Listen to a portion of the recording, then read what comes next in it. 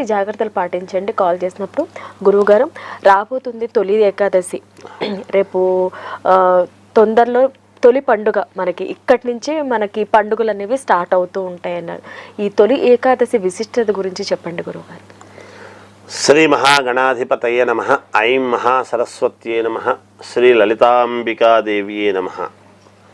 తొలి ఏకాదశి అంటే ఆషాఢ శుద్ధ ఏకాదశికి ఒక ప్రత్యేకత అనేటువంటిది అనాది నుండి వస్తూ ఉన్నది. దీన్ని ఇత్తనాల ఏకాదశి అంటాము.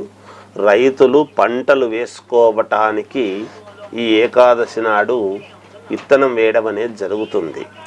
ఆ పూజలు అవి చేసుకుని ఇంట్లో ఇల్లు వాకిలి అలుక్కొని, పూర్వమంతా కూడా మట్టితో అలికినటువంటి ఇల్లు కాబట్టి పేడతో బాగా శుభ్రముగా అలుక్కొని గింజలను పరమ పవిత్రముగా మామూలుగా ఈ చేన్లల్లో అవి నాట్లు అవి వేసుకోవటం అనేది జరుగుతుంది కాక. అందువలన ఏకాదశి అనేటువంటిది, ఇంకా ఏకాదశికి ఏమిటి ప్రాధాన్యత అంటే, మామూలుగా ఏకాదశి వ్రతం అనేటువంటిది చాలామంది పెట్టుకుని ఉంటారు.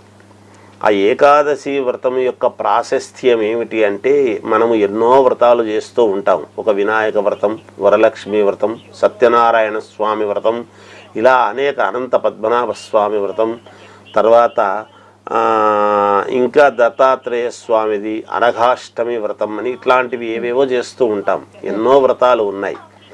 ఎన్ని వ్రతాలు చేసినా చేయకపోయినా ఈ ఏకాదశి వ్రతం అనేటువంటిది గనక పాటించాము అంటే అన్ని వ్రతాలు చేసినంతటి కద్దు.